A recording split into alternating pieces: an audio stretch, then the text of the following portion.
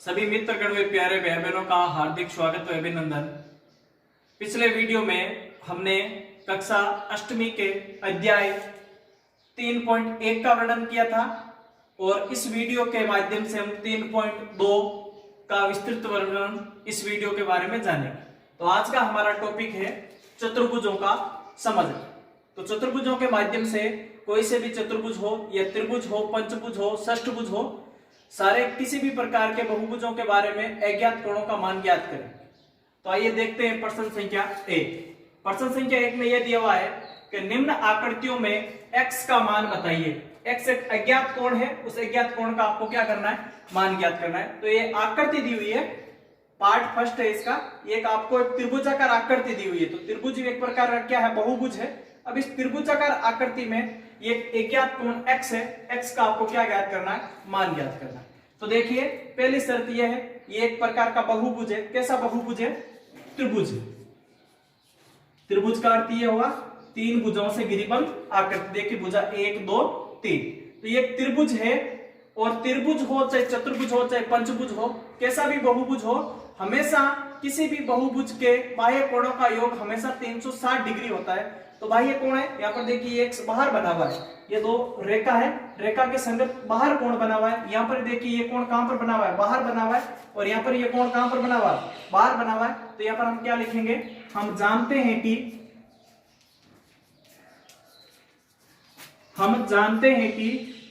किसी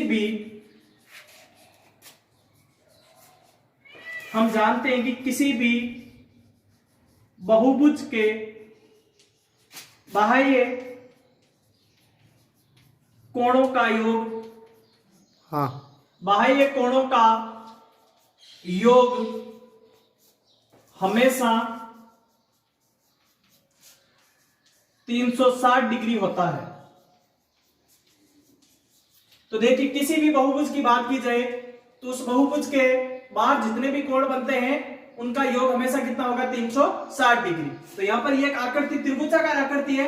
तो त्रिभुज में तीन भुजों से निर्मित आकृति होती है और त्रिभुज के संगत कोण भी कितने बनते हैं, 3। और इन तीनों कोणों का योग कितना होना चाहिए, 360। तो दो कोण आपको दिए हुए हैं और तीसरा अज्ञात कोण आपको क्या करना है, ज्ञात करना है। तो इन तीनों कोणों को जोड़ देते हैं और जोड़ हमेशा कितनी होती है, 360 होती है। ये मैथ फॉर्मूला कहता है। तो दोनों इस कोणों को जोड़ते हैं। देखिए 125 प्लस ये दो कोण जोड़ दिए, तीसरा क्या है अभी पता नहीं है। तो यहाँ पर क्या लिख देंगे, x इक्वल टू तीनों कोणों का योग हमेशा कितना होगा, 360। यहाँ पर क्या रख दिया, 360। अब देखिए दोनों इकाइयों को जोड़ देते हैं। 125 प्लस 125 कितने हो गए, 250 प्लस x इक्वल टू 360। मान किसका ज्ञात करना है, x का ज्ञात करना है। तो ये राशि क्या हो जाएगी, पक्षांतरित कर देंगे, धनात्मक राशि है। धनात्मक राशि पक्षांत होने के उपरांत माइनस की हो जाएगी। तो x इक्वल टू 360 माइनस 250। 360 में से जब 250 घटाएंगे तो हमारा x की वैल्यू क्या मिलेगी, 110। तो इसका क्या अर्थ हुआ, ये जो अज्ञात कोण है वो कितने डिग्री का है, 110 डिग्री। प्रश्न संख्या 1 का सेकंड पार्ट। तो सेकंड पार्ट में भी आपको एक आकृति दी हुई है। इस आकृति में अज्ञात कोण x का आपको मान क्या करना है, ज्ञात करना है। तो पहले देखिए इस आकृति की पहचान करते हैं। तो आकृति की पहचान भुजाओं की संख्या के आधार पर की जाती है। इसमें भुजाओं की संख्या गिनते हैं, 1 2 3 4 5। तो 5 भुजाओं से गिरिबंध आकृति है। तो ये क्या हो गया, पंचभुज। क्या हो गया, ये पंचभुज। अब देखिए चाहे पंचभुज हो, चाहे षष्ठभुज हो, चाहे त्रिभुज हो, चाहे चतुर्भुज हो, कैसी भी बहुभुज हो, उसके बाह्य कोणों का योग हमेशा कितने डिग्री का होता है, पहले पार्ट में बताइए था 360 डिग्री का होता है। तो यहां पर हम लिख देंगे किसी भी बहुभुज में बाह्य कोणों का योग है। और पंचभुज के बताया हुआ है कि पंचभुज हो, त्रिभुज हो, चतुर्भुज हो, कैसा भी बहुभुज हो, उसके बाह्य कोणों का योग हमेशा कितने डिग्री का होगा, 360 डिग्री का। तो यहां पर देखिए पंचभुज है तो बाह्य कोण भी कितने मिलेंगे, 5 मिलेंगे। यहां से शुरुआत कर लीजिए आप। तो पहला बाह्य कोण क्या है, 60 डिग्री प्लस। दूसरे की बात की जाए तो ये जो बाह्य कोण बना हुआ है ये कितने डिग्री का है, 90 डिग्री प्लस। तीसरे की बात की जाए तो ये देखिए बाह्य कोण कितने डिग्री का है, 70 डिग्री और चौथे की बात की जाए तो अभी हमें पता नहीं है इसका वैल्यू क्या दी हुई है x। फिर अगर कोण कितने डिग्री का होता है 90 डिग्री, और इन सारे पांचों कोणों का योग बाह्य कोण के रूप में कितने डिग्री का होगा 360 डिग्री। अब आप क्या करोगे, इन पांचों कोणों को जोड़ दीजिए। 90 और 90 कितने हो गए 180, 180 और 70 कितने हो गए 250, 250 और 60 कितने हो गए 310, plus x equal to 360 degree. मतलब कहने का अर्थ ये हुआ 60, 90, 70 और 90 इन चारों राशियों को जोड़ने के उपरांत 310 डिग्री प्राप्त हुआ। x की वैल्यू भी पता नहीं है तो x की जगह x रख दिया, और इक्वल टू सारे कोणों का योग कितना प्राप्त होता 360 डिग्री। मान हमें x का निकालना है, तो जिसका मान निकालना हो उसकी वैल्यू को स्थिरता के रूप में यहीं पर रहने देंगे और बाकी की राशि का पक्षांतरित कर देंगे। 310 डिग्री प्लस में है, उधर पक्षांतरित होने के उपरांत क्या हो जाएगा माइनस में, तो s इक्वल टू 360 माइनस 310, तो x का मान क्या आ जाएगा 360 में अगर 310 घटाते हैं तो 50 डिग्री, तो x की वैल्यू हमें कितनी प्राप्त हुई 50 डिग्री। तो यहां पर क्या लिख देंगे 50। ओके, 2 का प्रश्न संख्या 2। अब इस प्रश्न में क्या पूछा हुआ आपको, एक समबाहुभुज। तो समबाहुभुज का अर्थ यह हुआ कि एक ऐसा बहुभुज जिसकी सारी भुजाएं क्या होगी समान। तो एक समबाहुभुज के प्रत्येक बाह्य कोण का माप, आपको माप का अर्थ हो गया उस कोण का मान या माप ज्ञात कीजिए। तो वो अज्ञात प्रत्येक बाह्य कोण का मान आपको क्या करना है ज्ञात करना है। शर्त क्या दी हुई है, जिसकी भुजाएं, पहला पॉइंट ये है कि जिसकी भुजाएं 9 हो और दूसरे में जिसकी भुजाएं 15 हो। तो दो भुजाओं के आधार पर आपको प्रत्येक बाह्य कोण का मान क्या करना है ज्ञात करना है। तो मेन हमारा आंसर शीट कहां पर मिलेगी, ये प्रत्येक बाह्य कोण का माप ज्ञात करना है। तो सूत्र देखिए, प्रत्येक बाह्य कोण का माप इक्वल टू 360 डिग्री अपॉन भुजाओं की संख्या। आपको क्या करना है, प्रत्येक बाह्य कोण का माप अगर ज्ञात करना होता है तो 360 में भुजाओं की संख्या का क्या देना है भाग देना है। तो देखिए ये सेम चीज लिख दो, प्रत्येक बाह्य कोण का माप इक्वल टू 360। अब देखिए पहले पॉइंट का निकाल रहे हैं, तो पहले पॉइंट में भुजाओं की संख्या कितनी दे रखी है 9 भुजाएं हो, तो भाग किसका देंगे, भुजाओं की संख्या क्या है यहाँ पर 9 का भाग दे दीजिए। 9 चौक 36 और ये शून्य, कितनी बार भाग गया 40 बार। इसका अर्थ क्या हुआ, अगर बहुभुज की भुजाएं 9 हो तो उसके प्रत्येक बाह्य कोण का मान कितना आएगा 40 डिग्री है। दूसरे में बात की जाए तो देखिए दूसरे में भुजाओं की संख्या क्या दी हुई है 15। तो यहां पर यही बात वापस रिपीट, प्रत्येक बाह्य कोण का मान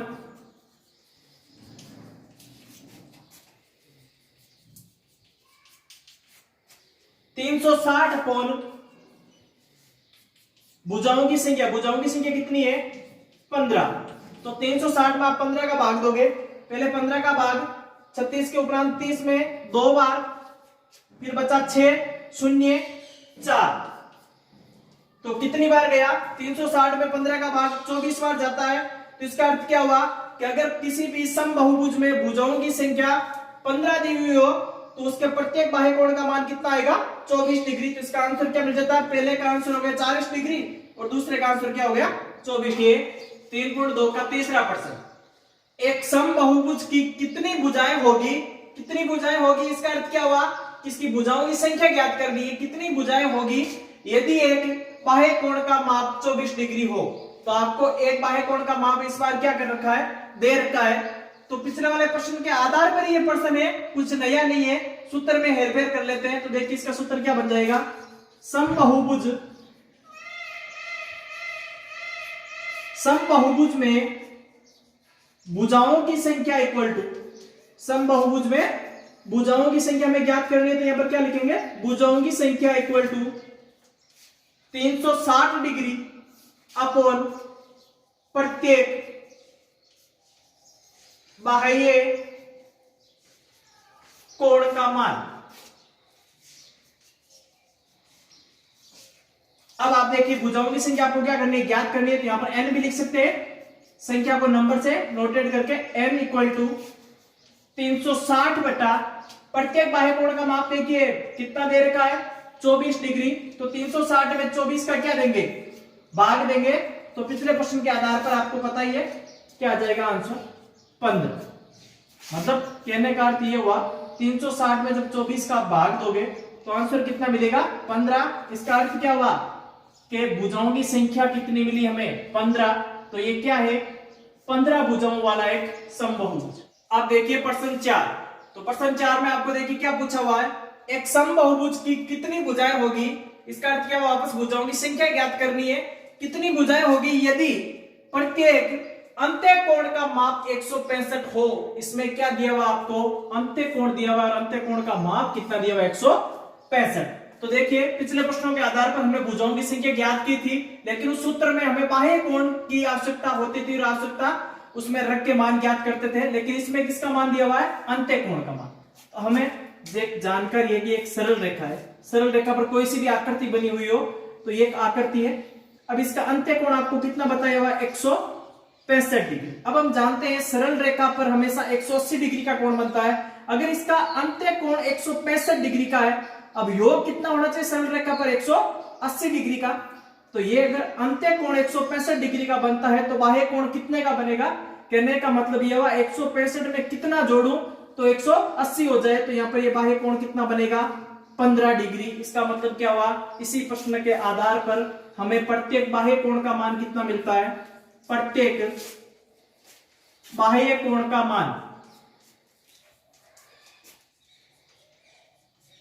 बराबर 15 डिग्री। ये भाषा लिखने की कोई आवश्यकता इतनी नहीं है। आप इतना समझ सकते हो कि एक अंत्य कोण का मान 165 दिया हुआ था और हमें सूत्र में बाह्य कोण जरूरी होता है, इसलिए आपने इसके संगत बाह्य कोण का मान ज्ञात कर लिया। 165 में कितना जोड़ू तो 180 हो जाए। तो यहाँ पर क्या प्राप्त हुआ 15 डिग्री। अब सेम वही सूत्र प्रत्येक बाह्य कोण का मान हमें प्राप्त हो गया। भुजाओं की संख्या ज्ञात करनी है। तो बहुभुज में किसी भी समबाहुभुज होता है, समबाहुभुज में भुजाओं की संख्या इक्वल टू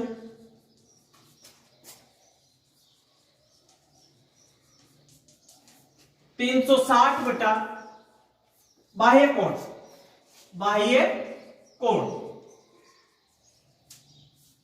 तो अब आप देखिए भुजाओं की संख्या n से नोटेट कर देता हूं 360 डिग्री बटा बाह्य कोण। तो बाह्य कोण कितना प्राप्त होता 15। तो 360 में 15 का आप क्या दे दोगे भाग। सेम वही कितनी बार गया 24। तो ये 24 जो संख्या आई वो किसकी आ गई भुजाओं की संख्या। यहां पर क्या लिख देंगे भुजाओं की संख्या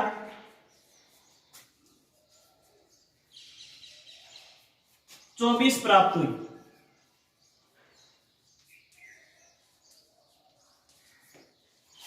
अब देखिए प्रश्न 5।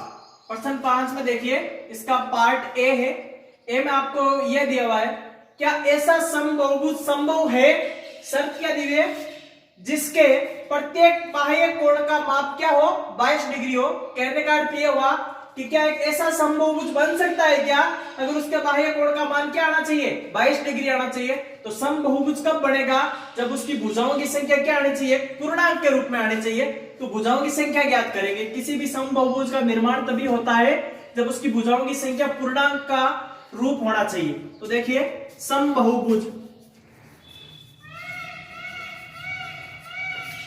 में भुजाओं की संख्या सूत्र पता था पिछले प्रश्नों के आधार पर। भुजाओं की संख्या का सूत्र क्या होता है 360 बटा प्रत्येक बाह्य कोण का मान। 360 बटा प्रत्येक बाह्य कोण का मान। अब आप देखिए भुजाओं की संख्या n से नोटेट कर देते हैं। n इक्वल टू 360 बटा पर देखिए बाह्य कोण का मान कितना दे रखा है 22 डिग्री। 360 में 22 का क्या देना है भाग देना है। इधर देख लीजिए 360 में 22 का भाग देते हैं। तो पहले एक बार यहां पर क्या उतार दिया 22। 6 में से 2 गए क्या बचा 4 और 3 में से 2 गए क्या बचा 1। अब देखिए 14 में तो 22 का भाग जाएगा नहीं तो शून्य नीचे आएगा। यहां पर क्या बन गया 140। अब देखिए 140 में 22 का भाग देंगे तो 6 बार यहां पर क्या आ गए 22 का पार्ट 6 बार बोलेंगे तो 132, 140 में 132 घटाएंगे तो हमारा शेषफल कितना बचता है 8। तो कहने का मतलब यह हुआ कि 360 में 22 का पूरा भाग नहीं जाता है, तो ये जो n का मान आता है वो क्या नहीं आता है, पूर्णांक के रूप में नहीं आता है, पूर्णांक के रूप में नहीं। पूर्णांक के रूप में नहीं होने का अर्थ यह हुआ कि जो n का मान है वो 360 में 22 का भाग देंगे तो पूरा भाग नहीं जाता है। अगर पूरा भाग नहीं जाता है तो वो एक समबहुभुज होना कभी भी संभव नहीं होगा। ये चीज क्या है, असंभव है। तो यहां पर लिख देंगे अतः n का मान पूर्णांक नहीं होने के कारण, पूर्णांक नहीं होने के कारण यह संभव नहीं है। समझ गए आप? अब देखिए दूसरे पार्ट को। दूसरे पार्ट में क्या पूछा हुआ है, क्या यह किसी समबहुभुज का अंत्यकोण हो सकता है? 22 का कहने का तात्पर्य कि ये जो 22 है किसी भी समबहुभुज का अंत्यकोण हो सकता है क्या? तो आप देखिए अगर अंत्यकोण 22 होगा, प्रश्न 5 का बी पार्ट में क्या दिया है, क्या ये किसी समबहुभुज का अंत्यकोण हो सकता है? ये का तात्पर्य क्या हुआ, 22 डिग्री की बात कर रहा है कि अगर किसी भी समबहुभुज के अंत्यकोण का मान अगर 22 डिग्री ली जाए तो क्या ये समबहुभुज का निर्माण करेगा या नहीं करेगा, ये हमें क्या करनी है, पुष्टि करनी है। तो अंत्यकोण का मान कितना दे रखा आपको, 22 डिग्री। अब आप देखिए जैसे कोई सी भी आकृति हो, इसका अंत्यकोण का मान कितना दे दिया, 22 डिग्री। तब हम जानते हैं सरल रेखा पर बना हुआ कोण कितने डिग्री का होता है, 180 डिग्री का। तो एक अंत्यकोण 22 डिग्री का है तो बाह्य कोण कितना होगा, तो 22 में कितना जोड़ू तो 180 हो जाए। तो यहां पर क्या कर देंगे 158, या फिर आप दूसरे तरीके से सरल तरीके से ऐसा भी कर सकते हैं, 180 में अंत्यकोण को घटा दो तो बाह्य कोण मिल जाएगा, या फिर 180 में बाह्य कोण को घटा दो तो क्या मिल जाएगा, अंत्यकोण मिल जाएगा। तो आपको बाह्य कोण कितना प्राप्त होता है, बाह्य कोण का मान 158 डिग्री। अब आपको यह देखना है पहले पार्ट के आधार पर ही कि 158 का 360 में भाग पूरा जाता है या नहीं जाता है। तो हम यहां पर लिख देंगे भाग नहीं जाता है, तो क्या लिखेंगे, 360 डिग्री में बाह्य कोण का पूरा भाग नहीं जाता है, पूरा भाग नहीं जाता है, अतः यह समबहुभुज संभव नहीं है। ओके।